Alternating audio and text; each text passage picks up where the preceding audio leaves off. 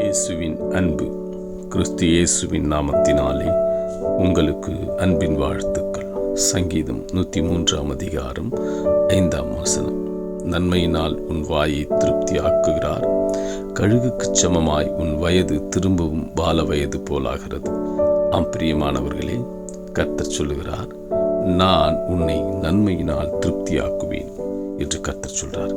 இதோ நீ இருதயத்திலே உன் பலவீனத்தை குறித்தும் உன் சுகவீனத்தை குறித்தும் வியாதியை குறித்து கவலை கொண்டிருக்கிற மகளே, கர்த்தர் உன்னை பார்த்து சொல்றாரு, நான் உனக்கு பலனடைய செய்வேன், உன் பலவீனத்திலே என் பலனை பூரணப்படுத்துவேன் என்று கர்த்தர் சொல்றார். இதோ நான் கழுகுக்கு சமமாய் உன் வயதை திரும்பவும் பால வயதாக்குவேன். நான் உனக்கு திரும்பவும் பலவீனத்தை நீக்கி பலத்தை கொடுத்து புது பலனடைய செய்வேன் என்று கர்த்தர் சொல்றார். எனவே நீ விசுவாசித்து கர்த்தரின் அன்பு ஆயேயானால் கர்த்தர் உன்னை திரும்பவும் புது பலனடை செய்கிறவர். அவர் உன் வியாதிகளை நீக்கி அவர் உன்னை சுகப்படுத்தி தீர்க்க ஆயுசை கொடுக்கிறவர். அவர் உன்னை நன்மையினால் திருப்தியாக்குவார். நீ நன்மையை அனுபவித்துக் கொள்ளுவாய். உன் சந்ததி நன்மையினால் திருப்தியாகும். கர்த்தர் உன்னோடு கூட இருந்து பெரிய காரியங்களை செய்வார். நீ செய்வதெல்லாம் வாய்க்கும்.